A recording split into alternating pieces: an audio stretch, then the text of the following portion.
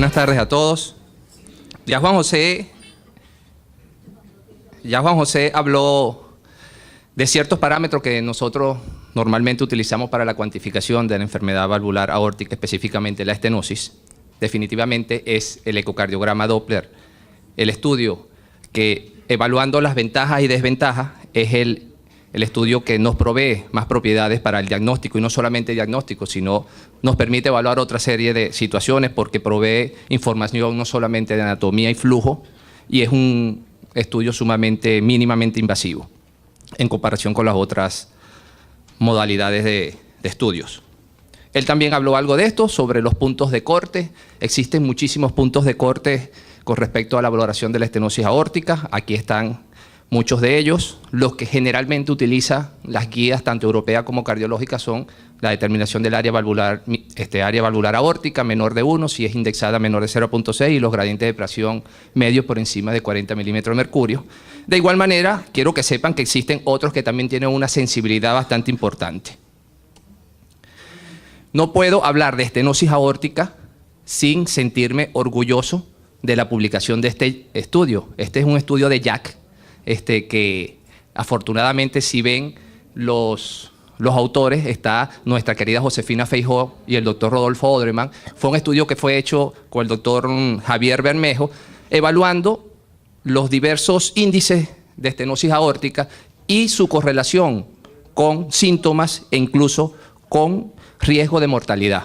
Como pueden observar, en barras negras fue el índice de pérdida del ventrículo izquierdo, de trabajo ventricular izquierdo, el que tuvo más correlación. No la velocidad máxima, tampoco el área valvular. Fue el índice de pérdida de trabajo ventricular izquierdo el que más relación dio con eventos cardiovasculares. Ya la doctora Catherine Otto, quizás una de las personas que más sabe sobre estenosis aórtica, nos había ilustrado en el año 97 que obviamente había que reemplazar a los pacientes con estenosis aórtica severa, y fue la velocidad máxima el índice que ella tomó en ese momento. Mientras la velocidad máxima era mayor, la sobrevida era menor. Las guías del 2012, la europea, y del 2014, la americana, son muy enfáticos. Las europeas tienen 4 indicaciones tipo 1, las americanas tienen 3 indicaciones tipo 1, y la otra es una 2A, que yo pienso que también puede ser tipo 1, que es esta, que es el paciente con estenosis aórtica severa asintomática que en la prueba de esfuerzo o ejercicio logra desarrollar síntomas. Para los europeos esa es una indicación clase 1, yo también pienso que es así, pero para los norteamericanos es clase 2A. Independientemente si es una clase 2A, usted tiene que tener muy buenas razones para no hacer el reemplazo valvular.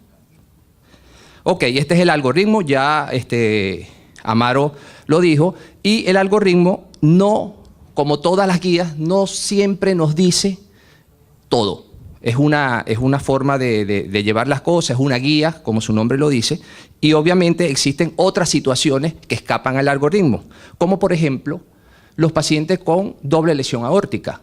En el algoritmo uno no logra evidenciar qué pasa con el paciente que tiene una doble lesión aórtica, solamente estenosis aórtica severa. Bueno, estos pacientes fueron evaluados en este estudio, tenían doble lesión aórtica severa, entre moderada y severa, y lo que hay que tomar en cuenta en este tipo de pacientes simplemente es la velocidad máxima, lo mismo que decía Catherine Otto. O sea, el paciente tiene la doble lesión, usted le hace un ecocardiograma Doppler y logra evaluar las velocidades máximas transvalvulares aórticas, y con eso puede tomar la decisión.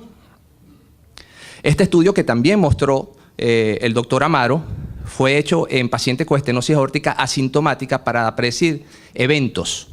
Fíjense que, como él lo dijo, pues el paciente con estenosis aórtica severa sin síntoma tiene una sobrevida muy parecida a la población general.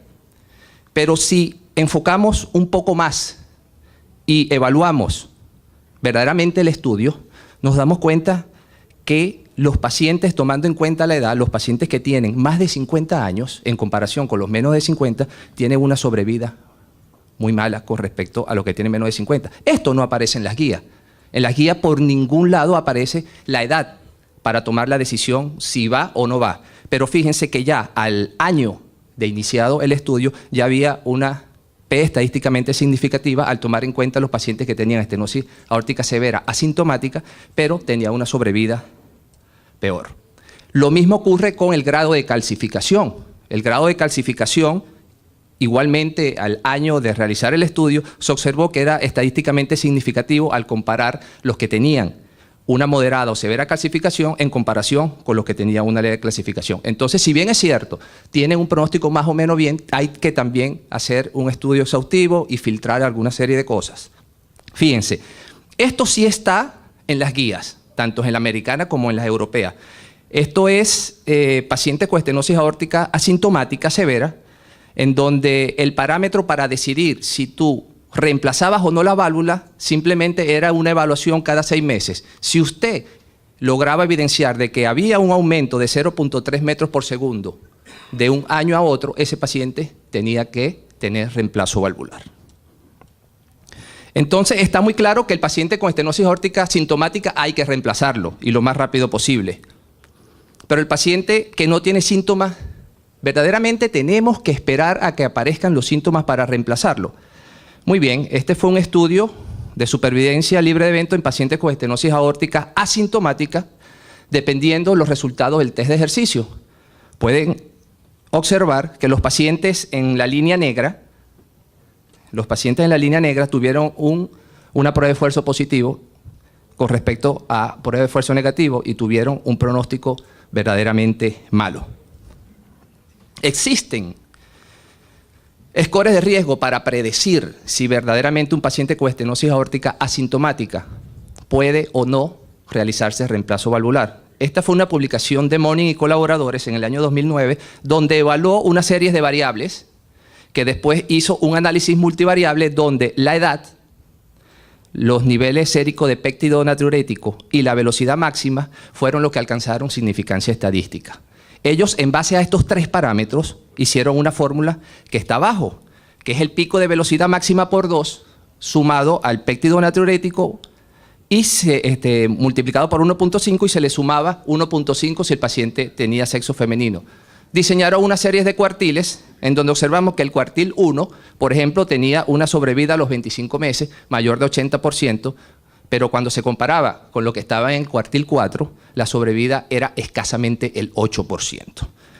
Entonces, este score de riesgo también eventualmente hay que tomarlo en cuenta.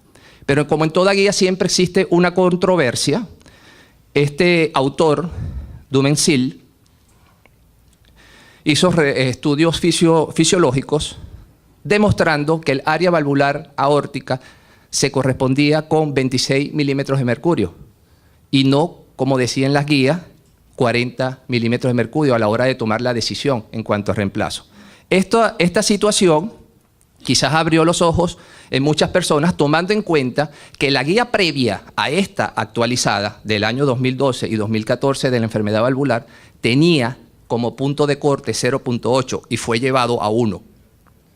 ¿Ok? O sea que antes tenía el punto de corte de área valvular 0.8. Esa decisión de tomar de 0.8 a 1 no fue tomada basado en estudios clínicos randomizados y aleatorizados y prospectivos. Fue una decisión del panel de expertos que estaba haciendo en ese momento el Task Force. Entonces, esta inconsistencia de criterio, pues verdaderamente ocurre hasta en un 30%. Se pueden observar pacientes con área valvular menor de 1 y puede existir bajo gradiente, sí. Claro que puede existir, aproximadamente en un 30%. Lo que hay es que estar pendiente y asegurar de que la medida del volumen latido sea adecuada y descartar, por supuesto, otras causas de bajo gasto.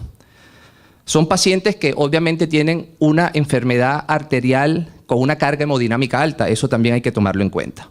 Total, se están haciendo como el movimiento como para que el nuevo punto de corte sea otra vez 0.8.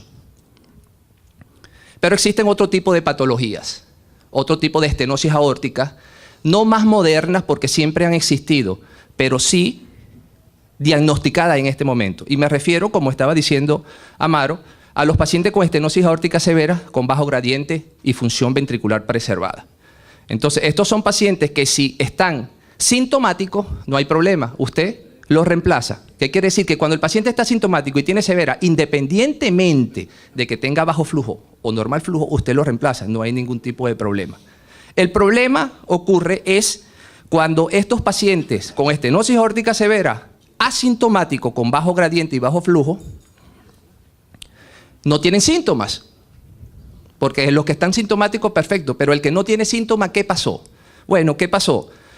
Existen este estudio evaluó 3 tipos de pacientes, tres grupos de pacientes: estenosis aórtica severa con bajo gradiente, estenosis aórtica moderada y estenosis aórtica severa con alto gradiente. Los puntos finales fueron eventos cardiovasculares mayores y eventos valvulares aórticos. ¿Qué ocurrió? Los pacientes con estenosis aórtica severa bajo gradiente tuvieron la misma sobrevida que el paciente con estenosis aórtica moderada. ¿Qué quiere decir? Que este tipo de paciente, entonces hay que verlo de otra manera y no indicarle reemplazo inmediatamente. Existe otro tipo de estenosis aórtica severa, que son las de bajo gradiente y bajo flujo paradójico. Este tipo de pacientes tiene peor pronóstico que los pacientes que tienen flujo normal en base al volumen latido de 35 ml por metro cuadrado, pero en este tipo de pacientes tenemos un índice ecocardiográfico que nos puede ayudar de una manera importante, que es el índice de impedancia valvuloarterial. El índice de impedancia valvuloarterial es un índice que es fácil de realizar. Simplemente usted suma la presión arterial sistólica y el gradiente medio transvalvular y lo divide entre el índice de volumen sistólico. Como punto de corte de 5.5, este tipo de pacientes que tiene 5.5 o menos tiene mejor pronóstico que los que no tienen 5.5. Entonces, al usted encontrar este tipo de pacientes, le hace este tipo de índice y si tiene menos de 5.5 se queda más tranquilo que si no lo tiene. Y los pacientes que no tienen reserva contráctil, este es otro tipo de pacientes que también es importante. ¿Qué hacíamos con estos pacientes? Estenosis valvular aórtica severa, pero le hacíamos un eco de estrés con dobutamina y no tenía reserva contráctil. Tratamiento médico. ¿Ok? Váyase a morir con tratamiento médico. ¿Es esto cierto? Bueno, sí. Sí puede ser cierto. Si usted le hace un eco de estrés con dobutamina y tiene reserva contráctil, usted opera a ese paciente porque le va a ir bien. Pero ¿será que los pacientes que no operas le va peor que los del tratamiento médico? Eso también está estudiado. Pues los que reemplazaron, que no tenían reserva contráctil, les fue mejor que los de tratamiento médico. Entonces no hay que rechazarlo, sino también hay que reemplazarlo. Lo que pasa es que los que tienen reserva contráctil les va mucho mejor. Para eso el ecoestrés permite no solamente evaluar si el paciente tiene una reserva contráctil o no, sino también permite diferenciar si el paciente tiene una estenosis aórtica o una pseudoestenosis aórtica. Este estudio fue publicado hace menos de un mes. Es un estudio publicado en JACC que evalúa precisamente los pacientes con estenosis aórtica severa que tienen bajo flujo y bajo gradiente, o sea, muy parecido a aquella lámina que yo le coloqué. Evaluó los resultados. Los resultados fueron los mismos que los que les mostré. El paciente con bajo flujo, estenosis aórtica severa, bajo flujo, bajo gradiente, tienen más o menos la misma característica de la estenosis valvular aórtica. Pero este estudio fue más allá, porque lo siguió. Vio qué pasó con los pacientes que reemplazaron, que le hacían reemplazo valvular. Solamente hubo significancia estadística en los pacientes que se les realizó reemplazo valvular aórtico que tenían alto gradiente. O sea, los pacientes con estenosis aórtica severa, bajo flujo, bajo gradiente, y los estenosis aórtica moderada no tuvieron beneficio, solamente lo de alto gradiente. Esto, por supuesto, va a cambiar las guías, porque este estudio fue publicado hace poco y las guías fueron en el 2014. Entonces probablemente vaya a haber algún cambio en las guías.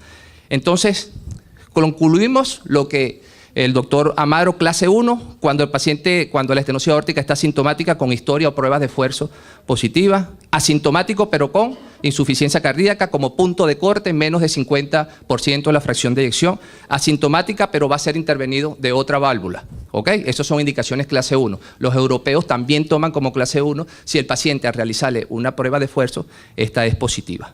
Y la clase 2A, que es la estenosis crítica, cuando la velocidad máxima es mayor de 5 metros por segundo. Muy bien. Es el eco en la actualidad el método de elección para evaluar la estenosis aórtica. La determinación de la severidad mediante eco ha de basarse en la combinación de los valores tanto de gradiente de presión como de área transvalvular y no solamente en una de ellas. Y las pruebas de ejercicio como el eco de estrés y la impedancia valvuloarterial forma parte fundamental a la hora de tomar decisión de reemplazo. Existe controversia en la toma de conductas respecto a este tipo de patología de bajo gradiente y bajo flujo. Y a la luz de los nuevos trabajos publicados, la hipótesis de modificar las guías en la práctica clínica con un nuevo punto de corte está cobrando fuerza. Muchísimas gracias.